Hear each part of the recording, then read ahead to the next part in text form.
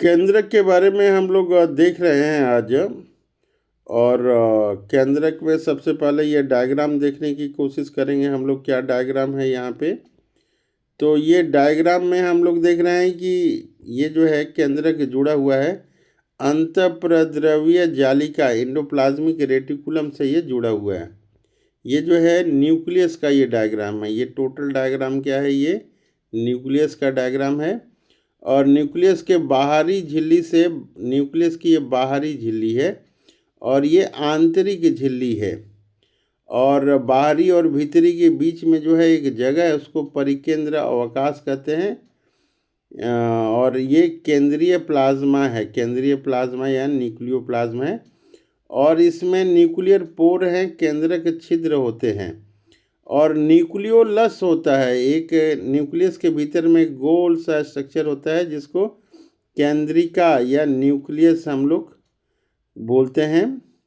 और इसमें हेटेरोक्रोमेटिन आपको दिखाई देता है, क्रोमेटिन की जालिका दिखाई देती है, राइबोसोम दिखाई देता है। और क्या दिखाई देता है?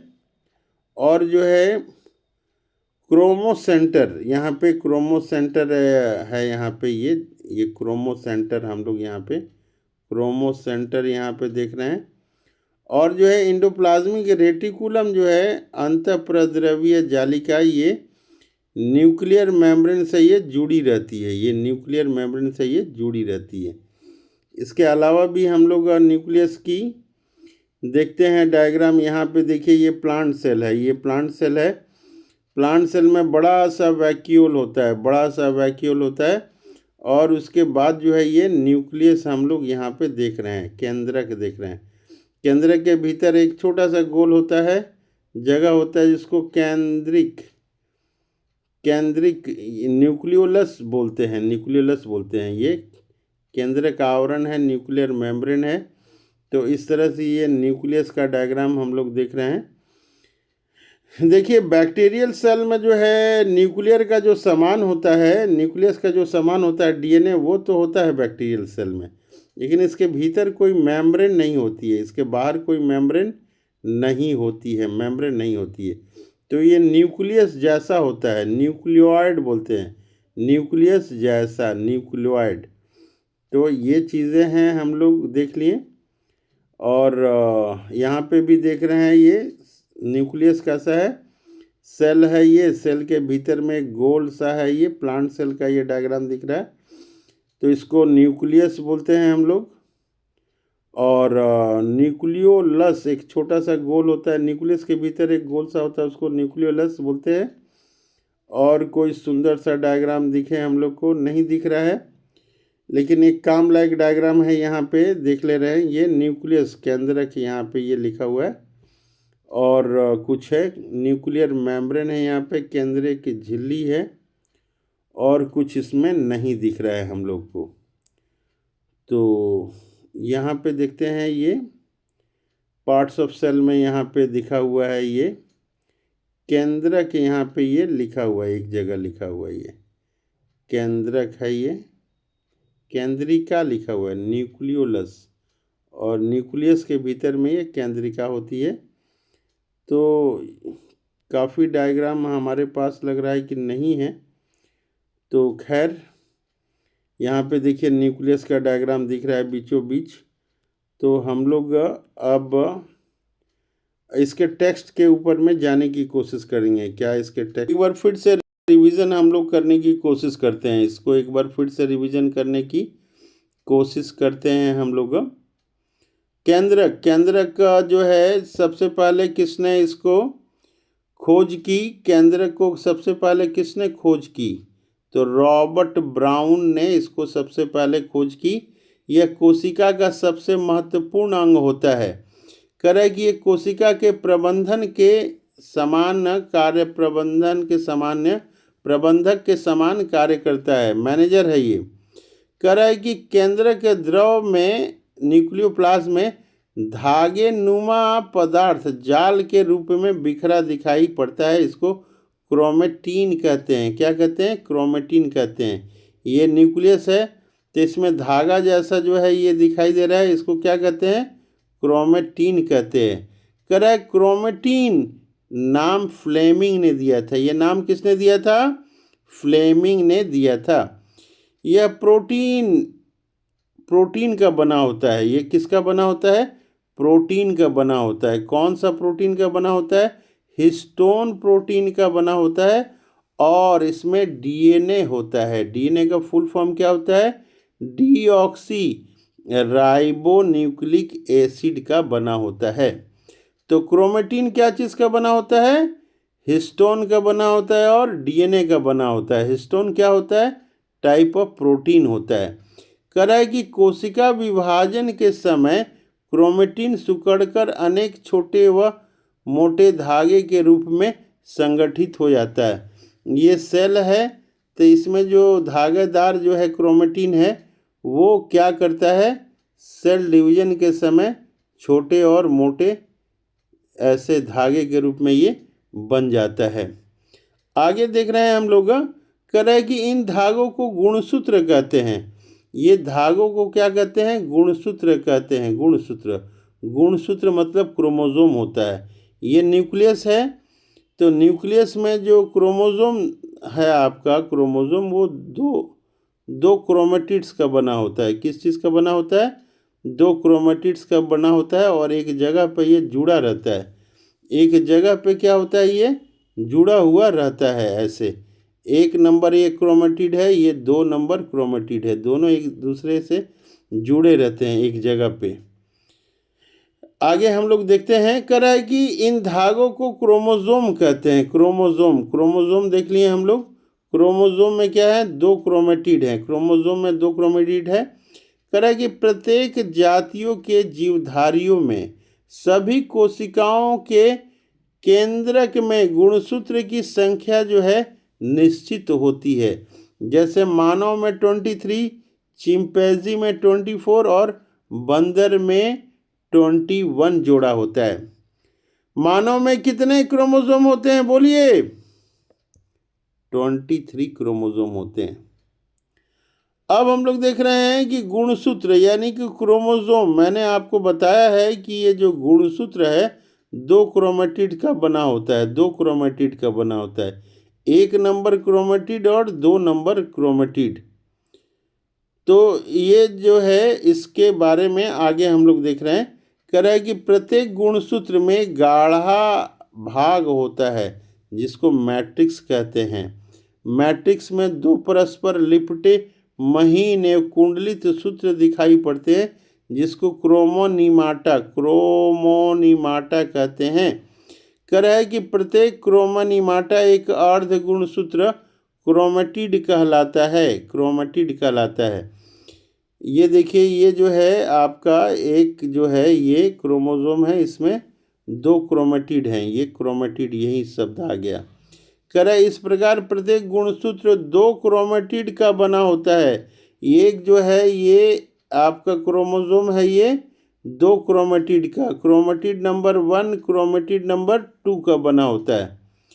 आगे हम लोग देखते हैं, कह रहा है कि दोनों क्रोमेटिड एक निश्चित स्थान पर एक दूसरे से जुड़े होते हैं। उसको क्या कहते हैं? सेंट्रोमियर कहते हैं। ये क्रोमेटिड है, ये क्रोमेटिड है, दोनों एक स्थान से जुड़े हैं।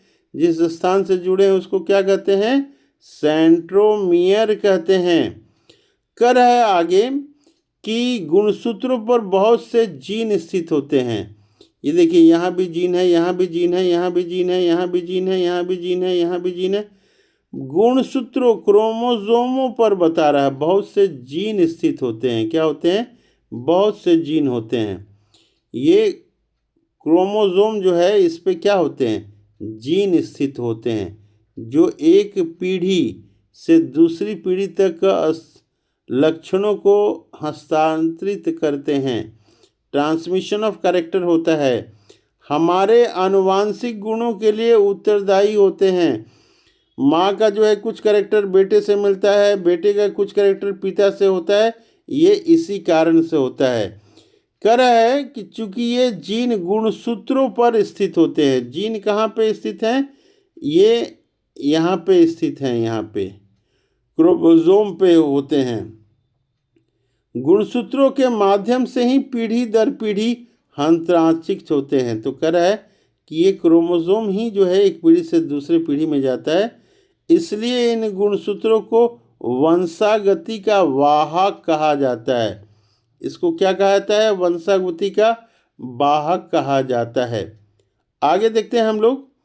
कह रहा है कि क्रोमेटिन के अलावा केंद्रक में एक और सघन घोल रचनाएं दिखाई पड़ती हैं, जिसको केंद्रिका न्यूक्लियोलस कहते हैं। ये देखिए, मान लीजिए कि ये न्यूक्लियस है, तो इसके भीतर एक और गोल एक दिखाई देता है स्ट्रक्चर, और इसी स्ट्रक्चर को क्या कहते हैं? न्यूक्लियोलस कहते हैं। न्यूक्लियोलस नहीं अच्छा लग रहा है तो आप इसको केंद्रिका बोलेंगे। इसको क्या कहेंगे आप? केंद्रिका बोलेंगे।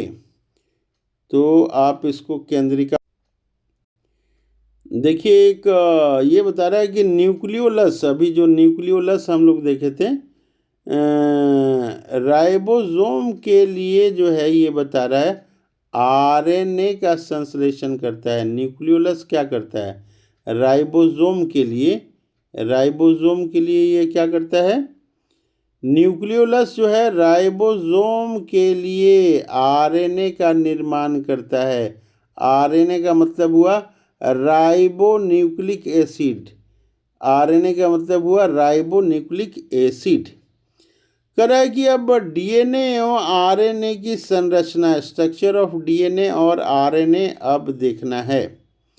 कह रहा है कि डीएनए का अधिकांश भाग कहाँ होता है? अधिकांश मात्रा जो है ये केंद्रक में होता है, न्यूक्लियोलस में होता है। कह रहा है यद्यपि इसकी कुछ मात्रा माइटोकॉन्ड्रिया में भी होती है, और कहाँ होता है? हरित लवक में भी मिलती है। कह रहा है कि डीएनए पॉलीन्यूक्लियोटाइड होते हैं। डीएनए क्या होते हैं? पॉलीन्यूक्लियोटाइड। ये डीएनए जो है क्या है? पॉलीन्यूक्लियोटाइड है। पॉलीन्यूक्लियोटाइड चैन को ही हम लोग क्या कहते हैं? डीएनए कहते हैं। डीएनए बना होता है न्यूक्लियोटाइड से। न्यूक्लियोटाइड, ये हम लोग को ध्यान रखना है। न्यूक्लियोटाइड, न्यूक्लियोटाइड क्या चीज़ से बना होता है? ये न्यूक्लियोसाइड और फॉस्फेट से बना होता है। और ये न्यूक्लियोसाइड क्या चीज़ से बना होता है? ये शुगर और बेस से बनते हैं। बेस आपके जो हैं दो तरह के होते हैं, एक होता है प्यूरिन और एक होता है पायरामिडीन। एक होता है पायरामिडीन, एक होता है प्यूरिन और एक होता है पायरामिडीन। प्यूरिन में एडिनिन, गवानिन आते हैं, और इसमें साइटोसिन, थायमिन और यूरेसिल आता है। ये हम लोग ध्यान देंगे। एक अलग से भी मैं वीडियो बनाऊंगा डीएनए का, तो उसमें हम लोग ज़्यादा ध्यान देंगे। अब हम लोग देख रहे हैं यहाँ पे कि बेसिस जो होते हैं, ये बेसिस के बारे में हम लोग देख रहे हैं। बेसिस, क्षार के बारे में हम लोग देख रहे हैं। कह रहा है कि क्षार जो है बेसिस हैं। कह रहा है कि डीएनए में उपस्थित क्षार 4 प्रकार के होते हैं। हम लोग डीएनए की बात कर रहे हैं। कह रहा है एडिनिन होता है, जिसको ए से डिनोट किया जाता है। ग्वानिन होता है, जी से डिनोट किया जाता है। थायमिन है, टी से डिनोट किया जाता है। और साइटोसिन है, सी से किया जाता है। तो डीएनए की अगर बातचीत करें हम लोग, तो डीएनए में एडिनिन, ग्वानिन, साइटोसिन और थायमिन, ये 4 तरह के आपके बेसिस होते हैं। डीएनए में अणु संख्या के आधार पर एडिनिन सदैव थायमिन से, साइटोसिन सदैव गुआनिन से, एडिनिन व थायमिन के बीच 2 हाइड्रोजन बॉन्ड, साइटोसिन और गुआनिन के बीच 3 हाइड्रोजन बॉन्ड होते हैं। ये बता रहा है कि एडिनिन जो है, ये डीएनए के बारे में बता रहा है कि डीएनए में जो स्ट्रक्चर है, एडिनिन जो है वो बॉन्ड बनाएगा 2 हाइड्रोजन बॉन्ड थायमिन के साथ, और साइटोसिन जो है ये जो है 3 हाइड्रोजन बॉन्ड बनाएगा गुआनिन के साथ। या आप ये कह सकते हैं थायमिन जो है 2 हाइड्रोजन बॉन्ड एडिनिन के साथ, या गुआनिन 3 हाइड्रोजन बॉन्ड जो है साइटोसिन के साथ बनाएगा। इसके बारे में ध्यान देंगे हम लोग। यहाँ पे देखिए ये डायग्राम में यहाँ पे टेक्स्ट में लिखा हुआ है एडिनिन 2 हाइड्रोजन बॉन्ड के साथ थाइमिन के साथ और गुआनिन 3 हाइड्रोजन बॉन्ड साइटोसिन के साथ ये अपना स्ट्रक्चर बनाता है। कह रहा है कि 1953 ईस्वी में जेडी वॉटसन एवं क्रिक ने डीएनए के द्विकुंडलीय संरचना मॉडल डबल हेलिकल मॉडल प्रतिपादित किया था। ये हेलिक्स के समान होता है डीएनए, ऐसे एक हेलिक्स और ये दूसरा हेलिक्स, ये इस तरह से डीएनए का डबल हेलिकल मॉडल, एक हेलिक्स ये एक दूसरा हेलिक्स ये, ऐसे करके इन्होंने दिया था। तो ये है डीएनए का कार्य। हम लोग देखते हैं डीएनए का कार्य। डीएनए का कार्य क्या है? डीएनए का कार्य क्या है? ये सभी अनुषांगिक क्रियाओं का संचालन करता है। जीन इसकी इकाई है। यह प्रोटीन सिंथेसिस को नियंत्रित करता है। आनुवांशिक क्रियाएं, इनहेरिटेंस जो होता है, इसके बारे में ये संचालन करता है। जीन इसकी इकाई है, जीन जो है इसकी इकाई है और प्रोटीन सिंथेसिस को ये नियंत्रित करता है। 3 कार्य यहाँ पे दिख रहे हैं। इनहेरिटेंस ऑफ कैरेक्टर करता है, जीन इसकी जो है इकाई है और तीसरा जो है ये प्रोटीन का नियंत्रण करता है। अब कह रहा है कि इम्पॉर्टेंट पॉइंट देखिए, नोट इम्पॉर्टेंट पॉइंट है भाई, इसको आप बढ़िया से याद कीजिएगा। कह रहा है कि प्रयोगशाला में डीएनए का सिंथेसिस किसने किया? हरगोविंद खुराना ने किया। किसने किया? हरगोविंद खुराना साहब ने किया। अब आते हैं हम लोग आरएनए के निर्माण के बारे में आते हैं। किसके बारे में आते हैं? आरएनए का निर्माण कैसे होता है? आरएनए का निर्माण कैसे होता है? ये देखिए, डीएनए से क्या होता है? आरएनए का निर्माण होता है। आरएनए का निर्माण होता है। डीएनए से आरएनए का निर्माण होता है। इस प्रोसेस को ट्रांसक्रिप्शन कहते हैं। इस प्रोसेस को क्या कहते हैं? ट्रांसक्रिप्शन कहते हैं। कह रहा है, क्या कह रहा है? कह रहा है कि डीएनए से ही आरएनए का संश्लेषण होता है, सिंथेसिस होता है।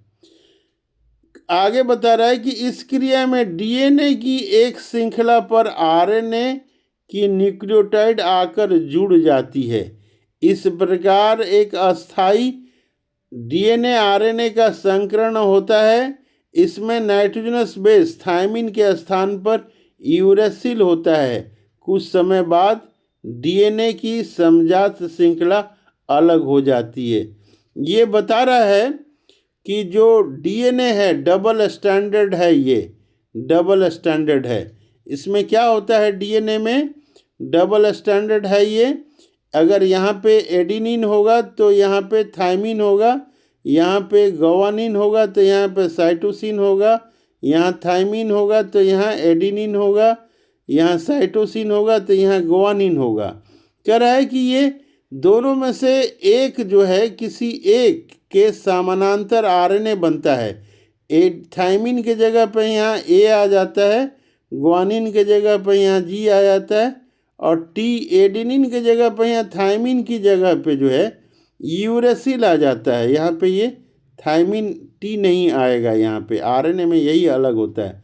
सब डीएनए जैसा ही होगा लेकिन यूरेसिल आ जाएगा। किसके जगह पे? थायमिन के जगह पे आ जाएगा। जी है तो यहाँ पे सी आ जाएगा। ऐसे करके ये होता है। अब बार बार इस पॉइंट को देखेंगे तो थोड़ी समझने में आसानी होगी। कह रहा है कि कुछ समय बाद आरएनए का समजात श्रृंखला अलग हो जाती है।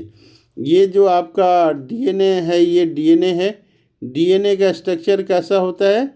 अगर ए है तो यहाँ पे क्या होगा? टी होगा। यहाँ पे जी है तो क्या होगा? सी होगा। यहाँ पे टी है तो यहाँ पे क्या होगा? ए होगा। यहाँ पे सी है तो यहाँ पे जी होगा। तो इसी के जैसा ये वाला दोनों में से एक के अनुसार जो है ये आरएनए निर्माण होता है। टी के जगह पे यहाँ पे ठीक ए आ जाता है, सी के जगह जी आ जाता है और यहाँ ए के जगह पे यू आ जाता है। डीएनए में क्या आया था, टी आया था, थाइमिन, लेकिन यहाँ पे यूरेसिल आ जाएगा। यही अंतर है डीएनए और आरएनए में। आरएनए में जो है यूरेसिल होता है और डीएनए में जो है ये थाइमिन होता है और जी के जगह पे ये सी आ जाएगा। ये चीज़ है, ये इस चीज़ पे ध्यान करेंगे। आस्ते आस्ते ध्यान करते करते आगे हम लोग जा सकते हैं। कह रहा है कि आरएनए के प्रकार देख रहे हैं। आरएनए 3 प्रकार के होते हैं। नंबर 1, 2, 3। पहला को राइबोसोमल आरएनए कहते हैं, दूसरे को ट्रांसफर आरएनए कहते हैं, तीसरे को मैसेंजर आरएनए कहते हैं। आरएनए कितने प्रकार के होते हैं? आरएनए 3 प्रकार के होते हैं। राइबोसोमल आरएनए होता है, ये राइबोसोम पर लगे रहते हैं और प्रोटीन संश्लेषण में सहायता करते हैं। ट्रांसफर आरएनए यह प्रोटीन संश्लेषण में विभिन्न प्रकार के एमिनो अम्ल को राइबोसोम पर लाते हैं, जहां पर प्रोटीन बनता है। प्रोटीन बनाने की अंतिम क्रिया को ट्रांसलेशन कहते हैं। एमआरएनए क्या है? यह केंद्र के बाहर विभिन्न आदेश लेकर एमिनो अम्ल को चुनने में मदद करता है। तो ये 3 तरह के आपके आरएनए हैं। अब हम लोग देखते हैं डीएनए और आरएनए में क्या अंतर है। तो आरएनए और डीएनए में क्या अंतर है, देखिए। डीएनए में जो है, डीएनए 3 तरह से 3 चीज़ों से बना होता है। क्या चीज़ें होती हैं? एक तो आपका होता है नाइट्रोजनस बेस होता है, नाइट्रोजनस बेस। दूसरा जो है ये शुगर होता है और तीसरा ये फॉस्फेट होता है। तो यहाँ पे हम लोग देखते हैं नाइट्रोजनस बेस में जो है ये एडिनिन होता है, ग्वानिन होता है, साइटोसिन होता है और ये थाइमिन होता है। 3 तरह की चीज़ें। सारी चीज़ें जो हैं शुगर 2 तरह की शुगर होती हैं। डीऑक्सीराइबोज होता है, डीऑक्सीराइबोज होता है। तो देखिए ये आरएनए में जो है, आरएनए में टी के जगह पे ये यू हो जाता है। टी के जगह पे क्या हो जाता है, ये आरएनए में यू हो जाता है और सभी एक ही जैसे रहेंगी। और शुगर के जगह पे जो है ये केवल राइबोज शुगर ही होता है, केवल राइबोज शुगर होता है। तो नाइट्रोजनस बेस आरएनए में डीएनए जैसा ही होगा, लेकिन टी के जगह पे, थाइमिन के जगह पे ये यूरेसिल होगा और डीऑक्सीराइबोज शुगर नहीं रहेगा, केवल राइबोज शुगर ये होगा। तो हम लोग वो देखते हैं इसमें क्या है, अंतर क्या है। कह रहा है कि इसमें डीऑक्सीराइबोज शर्करा होती है, डीऑक्सीराइबोज शुगर होती है, इसमें केवल राइबोज शर्करा होती है। ये देखा है हम लोगों ने। बेस में एडिनिन, ग्वानिन, थाइमिन और साइटोसिन होता है। इसमें कह रहा है कि थाइमिन सब इसमें उसी जगह होती है, लेकिन थाइमिन के जगह यूरेसिल आ जाता है। यह केंद्रक में पाया जाता है। इसको कह रहा है कि केंद्रक और कोशिका द्रव दोनों में पाया जाता है। ये कहाँ पाए जाते हैं? दोनों में पाए जाते हैं। अब हम लोग जो है देखने की कोशिश करते हैं पादप कोशिका और जंतु कोशिका में क्या अंतर होता है। ये भी एक छोटा सा टॉपिक है, इसको देख ले रहे हैं हम लोग। पादप कोशिका में ये देखिए सेल वॉल ये जो है पाई जाती है। पादप कोशिका में सेल वॉल पाई जाती है, इसमें जो है एब्सेंट होती है। क्लोरोप्लास्ट जो है लवक, प्लास्टिड, इसमें जो है पादप कोशिका में पाई जाती है, लेकिन इसमें जो है अनुपस्थित होता है। सेंट्रोजोम इसमें अनुपस्थित होता है। सेंट्रोजोम जो सेल डिवीजन में सहायक होता है, इस सेंट्रोजोम इसमें जो है उपस्थित होता है। वैक्यूल्स जो हैं रिक्तिका बहुत बड़ी होती हैं, इसमें वैक्यूल्स जो हैं नहीं होंगी, या तो होंगी तो छोटी होंगी। इसका आकार जो है आयताकार होता है, इसका आकार जो है वृत्ताकार ये होता है। तो प्लांट सेल और एनिमल सेल में क्या अंतर है, ये हम लोग जानने की कोशिश करते हैं 1-2 पॉइंट्स के अलावा। अब आगे हम लोग देखते हैं क्या है, सेल डिवीज़न है, ये सेल डिवीज़न। तो सेल डिवीज़न को हम लोग दूसरे पार्ट में हम लोग कवर करेंगे। तो अभी तक के लिए इतना ही काफ़ी है।